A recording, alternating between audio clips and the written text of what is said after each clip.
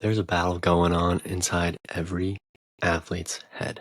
And it's not just about training, about winning, about pushing through whatever the case is, pushing through pain, fighting through.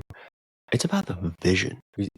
Some athletes see crystal clear, know exactly what is happening, while others don't have the faintest idea. They're quite literally running blind, trying to figure it out, trying to make something happen without that vision in mind. I've broken this down to have the difference between these two, and I see 5 key visions that we are going to discuss right here to elevate our game to get to the next level, that next chapter, and play, perform at our best. So if you're dreaming about hosting that trophy up, about winning the battle, I got a little secret.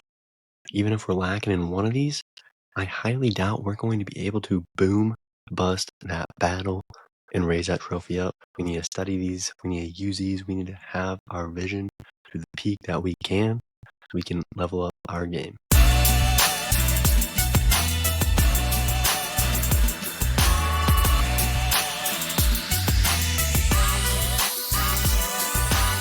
Hey y'all, welcome to the Athlete's Health Deep Dive, the weekly episode where we get a mental performance theme of the week, dive deep into its insights through some tips, tricks to remember it, tools to apply it. And the goal here is to just give you more value. Athletes, coaches, leaders, parents, anyone trying to give you a glimpse into some coaching in this mental performance topic, into some conversations around it and what it looks like so you can hopefully elevate your game. Also, just showing you more about what we are doing here at The Athlete's Health. My name is Gabe and I'm the founder here. I'm bringing these every week, 5 tips, tricks, and tools for you to use to go put in your game right away, to add them to practices, to go elevate the performance. Now, each week we have a theme, and this week's theme is all about vision. So without further ado, let's dive deep into vision. And also just want to note that we're going to be going on a story here, just like a movie, how we ebb and flow. We're going to be hitting through the main pieces, and then we're going to tie it back, go through more of those nooks and crannies to really elevate, put that bow on top. And I'm saving the best one for last, so check it out. Stay with it till the end, and let's go. So first off, we got to talk about vision for ourselves and what that really means, what that really looks like, and how we can execute on it. Like, do you know where you're going? Do you know where you've been? Are you just hoping? You're just playing, not really having a goal, a frame in mind of what it's going to be doing? That's why this tip is going to be define our path. And we got to do that before it defines us. Because if you think and hear the stories of people where they are, they say, I dreamed about that, I dreamed about this. And we've all dreamed about it, right? So what was really the difference? Well, they had that crystal clear vision. They had that poster on their ceiling every night. They saw it. Every morning they saw it. They walked around, they saw it. It did not leave their head. Now, I even know for myself, I never had a poster of an athlete on my ceiling that I was dreaming that I'm going to go to the NBA or that I'm going to be playing in the NFL or anything like that. It wasn't really a thing for me. I was more in it for fun to be the best, but I had some other goals, other ambitions in mind, right? So that was defining me.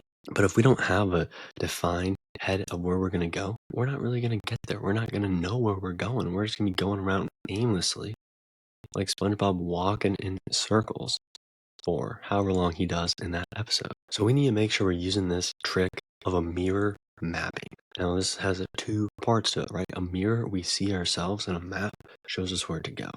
So maybe that poster is our mirror and it's guiding us along the way. Once again, like with all these, there's a lot more things that we can add into it as well, but it's at least the guideline. It's something that we can give away, right? These are the podcasts, the Instagram reels, everything that I'm just putting out there to help people out. So there's always more, but it's a great thing to do. And how we can do this, how we can map our mirror mapping, write down exactly where we want to be 1 year, 3 years, 5 years from now.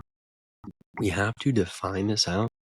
Otherwise, we're going to look back 1, 3, 5 years from now and really see that not much has happened. It's about been the same thing the whole time. And then when we do that, we have to do the next step, which is asking ourselves, is what I'm currently doing going to get me there? Right? This is that mental side of it. And I'm going to drop some more stuff on that here real soon, but just not yet. But this is that mental side of it. And it's showing, okay, we're doing all these practices, right? We're doing all the physical stuff, game specific stuff, sport specific stuff. And then we're probably getting in the weight rooms, we're doing some sprints, we're doing stuff like that, stretching, recovering. But on the mental side of it, we have to lay this out just like we lay out those workouts, we lay out those plans on how we're going to elevate, climb to the success. And within my story for this one is within all the college athletes I've talked to, yes, in high school, right, they're probably some of the best ones, right? And almost everyone can get to some level if they really want to, but at some point it is capped. But those ones that really want to get to the college level, they have it mapped out on how it's going to happen. Yes, they probably have people helping them do that, a coach, a parent, a guardian, whoever it is, to map it out. But like, if it's someone who isn't really thinking about going to do that, or if it's someone who isn't mapping it out, are they going to get there? Are they going to be using this vision for yourself and your sport? This tip of define the path before it defines you, or this trick mirror mapping, right? The ones who do make it, besides all the other stuff that they're doing, they are mapping it out. They're looking in that mirror to see how can I get there, reflecting on it. That was a decent amount of time on the first one. We'll see if we make it up. We might be a little longer today, but let's move on to number 2. Now we have the vision for your team and the people around us, right? Now we looked at ourselves. We got to go to the next step. And for our team and for the people around us. And why this is very important as to why we have to do this. Because let me ask you this. Do you only focus on your goals, or do you build a plan, a goal that helps the team too? Is it always, how's it going to help you out the most? Or is it, how's this team going to elevate? How's this team going to level up? And then in return, does that come back to you, or does it not come back to you? Questions to think about. But I feel like I know the answers to that, and I think it does come back to us ultimately, because this tip is the best players make other players better too. And there's 2 different points about this, right? Some athletes are just so locked in on themselves that they forget that when the team wins, I also win. I get more looks. I get more people seeing me. Whatever the case is, whatever they're trying to work for. If the team is winning, they get that too. Some people forget about that. Others, and this, so like, you got your regular people, then you got your people who are good, but they think that. Then you got your people who know that if the team does good, they're going to be even better. So like, these are like those next level athletes, right? Compared to everyone else. But we have 2 different levels there. And the ones who know that if the team does better, they're doing better. They're the ones who are pushing the team. Think about Michael Jordan. Pushing the team. Pushing someone just to punch them back in the face just so they can know they're on that level, that intensity. It's not, I'm going to do this for me. It's, I'm doing this for the team. There's a difference there, and his goals drive it, but that ultimately comes back to him. It drives the team and it comes back. It's just cyclical here, because the vision has to include others. Otherwise, eventually, we're going to hit a wall by ourselves. That's the support system. That's the teammates. That's the coaches. That's everyone around it. It has to include others. Therefore, we need to have that vision of how we are impacting others around us, how we're leading them just as much as how it's affecting ourselves. And that's the whole topic of this tip and this trick, is the vision ripple effect. So let's go look at that here super fast. And it's super simple, right? Next practice, next game. Think about 3 ways that you can elevate a teammate, that you can help them improve. Just 3. And maybe it can be 3 different teammates, right? Ask, am I bringing the energy, or am I draining the energy? Am I draining people down? And there's a difference from atmospheric energy in the place, on the field, outside, versus negative energy that's sucking it away, that walking away from you because they don't want to be there, versus the people like, oh, man, all right, let's do it. There's a difference in that. The second part there, they are drained physically, they are drained, tired, because they pushed themselves so much. But the other ones, they're drained emotionally. They don't want to be by you, so they're going to get away. When we do that, we can adjust accordingly. If we're helping the people out, we can adjust accordingly. If we're bringing that energy, we can adjust accordingly. So those are the tools to this trick of the vision ripple effect. And once again, just to tie this into the Michael Jordan story, took 6 years before he started winning the championships, and it ultimately came when he built his strength too, but it came to when he built the team around him, when they finally were matching his level, that is when they really started to succeed. Even the best basketball player ever, arguably, couldn't really do it himself. Thank you for tuning in to the Athletes Health podcast, and I just wanted to share what we're all about. The Athletes Health is an online mental gym helping athletes build confidence and resilience in both sports and life. Now, we've got something for everyone, whether it's the free newsletters, tips and tricks on them, or engaging social media content where we're broadcasting these episodes and sharing these actionable insights for you to take home and use right away. Athletes, coaches, parents, even teams, we're offering everything from these free resources to personalized coaching and monthly memberships in the gym. Plus, with partners who share our vision, we're creating multiple ways to check in and grow with us wherever you are. Now, if you have questions about the Athletes Health or just want to chat about mental performance in life and just want to talk it up, reach out anytime. Now, together, we're building TAH Titans, those resilient, hardworking, and ready to conquer their goals people, athletes. Now, let's get back to this episode. Keep striving towards greatness. Tip number 3 is vision for life after athletics. And I know we don't always want to think about this. Interesting. I know we don't always want to think about this, but it is an important question because it also can guide us and know what we're doing right now, how it affects everything else. And we can just think about this, like, what does happen when the game is over? Is there a new season?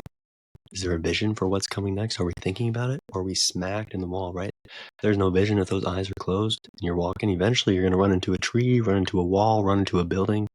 Something's going to jump out in front of you. You're not going to know because there's no vision there. We got a long life here, so we have to have that vision, and it does reflect back to what we're doing.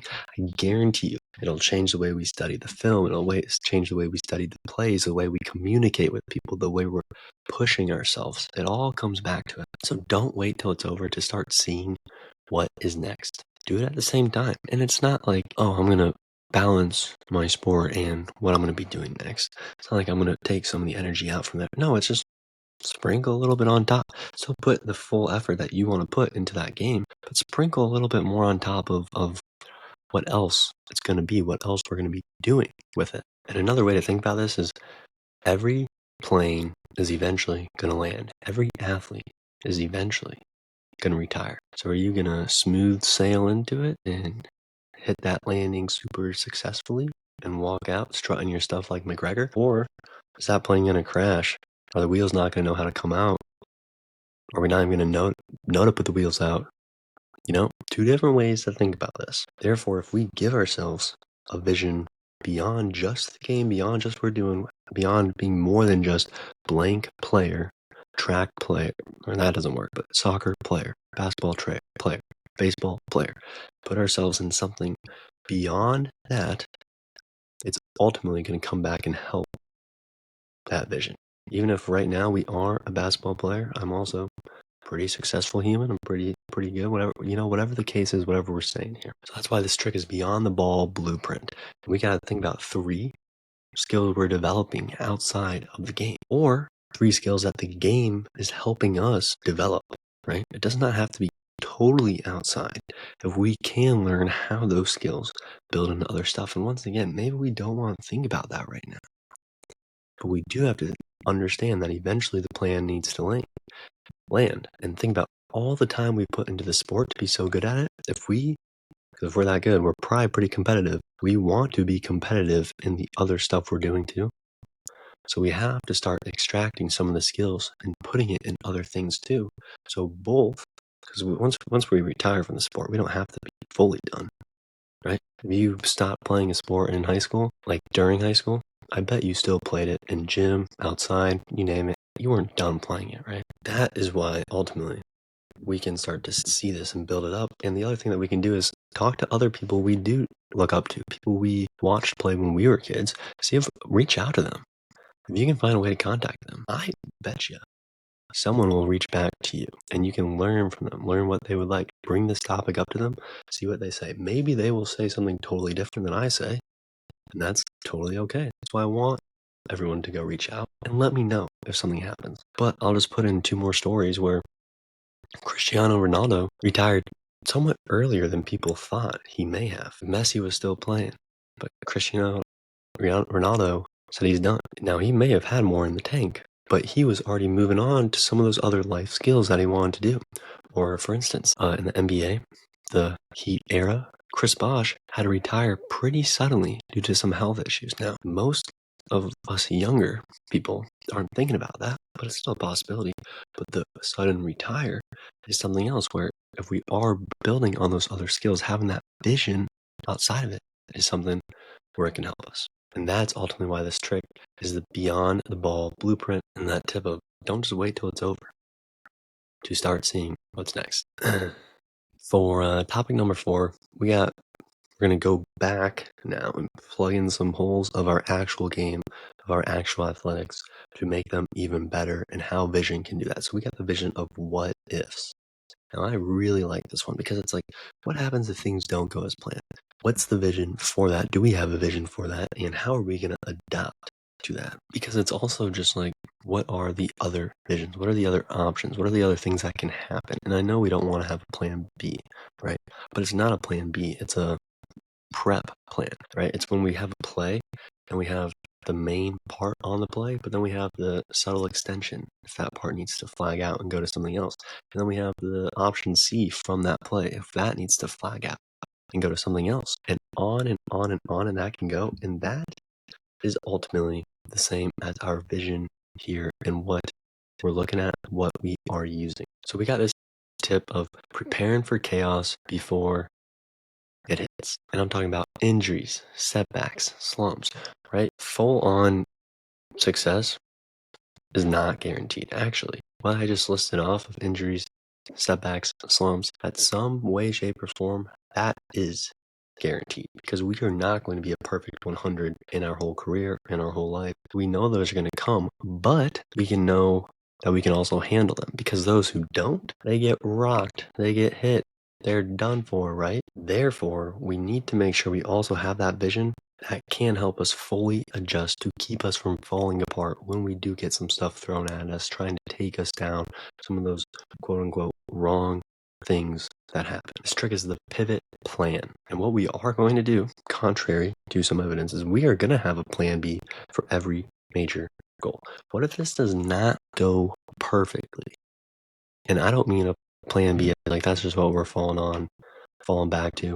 I mean a plan B of the second part of the plan when they do cover, when they're throwing those certain pitches, when that weather is not the best. We're going to have a plan to handle that so then we can still perform at our best, so we can still win.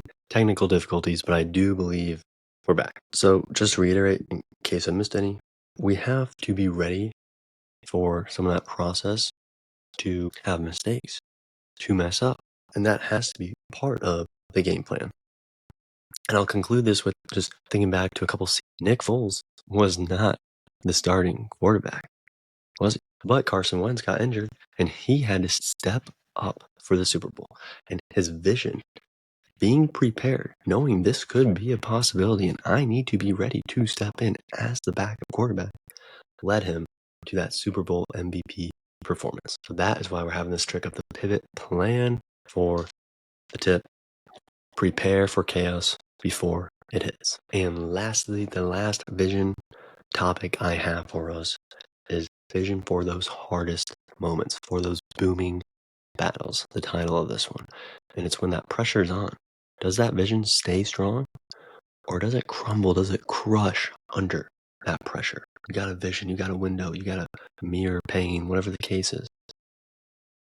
Now all of a sudden that pressure's on. It's more and more and more and more. Does that vision stay strong and hold up?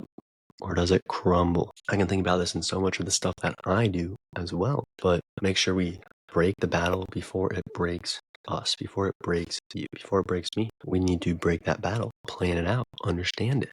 Those mental breaking points are faced everywhere, every which way, right? Either going to push us through it and get us much, much, much stronger like that diamond, or they're going to make us fold and collapse and turn into dust under pressure. And that's especially true when that vision is not strong enough. That's why we need to have that crystal clear vision that we're looking for. And sometimes I like to refer this as a a mental blueprint, right? Something that lays it all out. So we know the exact details that we're going to be having for this, that we can use for this. Or I like this trick or this trick name of a storm vision. And it's going to be that pre-performance mental routine that keeps our vision super clear under the pressure, under all that rain, under all the dust, everything that's coming. It keeps our vision super, super clear because we have our same routine that is going to work for us. We're going to be training that mind, that body, that mind to embrace adversity, to show us we are leveling up here. Things are getting harder. We're not staying in the comfort zone. We're making it hard.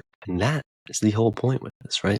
Almost every successful athlete that we're hearing of that makes it to the Olympics, that wins the gold, that goes there, goes beyond anything, any level is higher than the competition, right?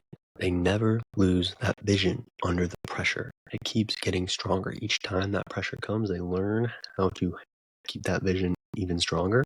Stronger is reinforced by winning it eventually, right? They look at what they did win to reinforce that vision, and then it gets even stronger. That is the booming battle and how we want to break it before it breaks us, right? Use this trick, the storm vision. Now, ultimately, at the end of these, today, I had a little technical difficulties from my end, but it should get out to you just as well. 5 tips, tricks, and tools. I like to recap them at the end so you can take these home and use them right away. And we're walking through our vision story, right? Going through the whole span and then coming back to plug those holes and saving the best one for last. So number 1, vision for yourself in your sport. We had that mirror mapping where we were defining where you're going to be going before the game defines you. Number 2, we have the vision for the team, right? That vision ripple effect, because we really can only be as strong as the team, right? The best athletes are lifting up their team, not just themselves, but so it does lift themselves up as well. Number 3 was the vision for life athletics. And this is the beyond the ball blueprint, right? Because we need to know how these skills can go be used for everything else that we have. So if we are in this airplane, whenever this airplane does start to land, we know we can land it successfully. We know that we can take it back in flight if we ever need to, too, right? If we're trying to play that street ball, if we're trying to go run a couple laps, whatever the case is, we're for vision for what ifs. Going back in time now, looking at our vision in our now athletics, we got that pivot plan. We have to know that adversity is going to happen and we have to be prepared for it. We have that plan B, but it's not really a plan B. It's just the extra part of the play for when the one part gets covered and we need to move on to the next to still make that ball move, to still make the play happen. And lastly, vision for those hardest moments. And that storm vision. Got to make sure we boom or bust here. And it's keep your mind clear when the battle booms the loudest. When it gets the hardest, stay in that vision crystal clear, that mind crystal clear. Ultimately, hopefully, you can help bust that booming battle. You can make it happen, turn it into yours, and use these 5 critical visions that every athlete needs. My name is Gabe Rummel. Catch you next week on the Athlete's Health Deep Dive.